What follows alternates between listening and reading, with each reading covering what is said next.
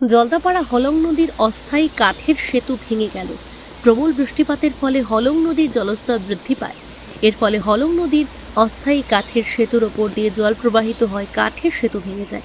Madarihat Jaldapara tourist lodge যাওয়ার পথে হলং নদীর কাঠের সেতু গত বছর বন্যায় ভেঙে যায়। পরবর্তীতে হলং সেতুতে অস্থায়ী কাঠের সেতু তৈরি করা হয়, সেই অস্থায়ী সেতুই ভেঙে যায়। দাদা কি অসুবিধা হয়েছে? আমাদের জলদাপাড়া হলং নদীর অবস্থা দেখুন। 2 দিন পর পর আমাদের টুরিস্ট লজের যাতায়াতের রাস্তা ব্রিজ ভেঙে যাচ্ছে 2 দিন পর পর। মানে খুব অসুবিধা হয়ে গেছে আমাদের।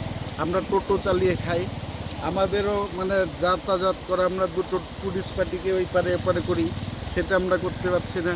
আমাদেরও মানে খুব অবস্থা খারাপ। এই জলদাপাড়া অভয়ারণ্য মানে যাতায়াত পুরো বিচ্ছিন্ন হয়ে গেছে।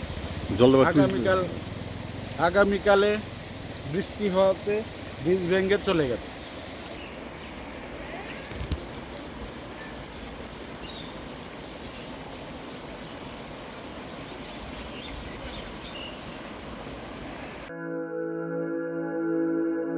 আপনি কি জটিল কিছু সমস্যায় ভুগছেন? সমাধান পেতে চান? যোগাযোগ করুন প্রখ্যাত জ্যোতিষ ও তান্ত্রিক মনসারাম ভট্টাচার্যের কন্যা মনসা কন্যার সাথে। প্রখ্যাত জ্যোতিষ ও তান্ত্রিক মনসা কন্যা হাওড়া জানবাড়ি ও হাতিবাগানের নিজস্ব মন্দিরেও বসেন। যোগাযোগ 9830106967 আর 9239655323।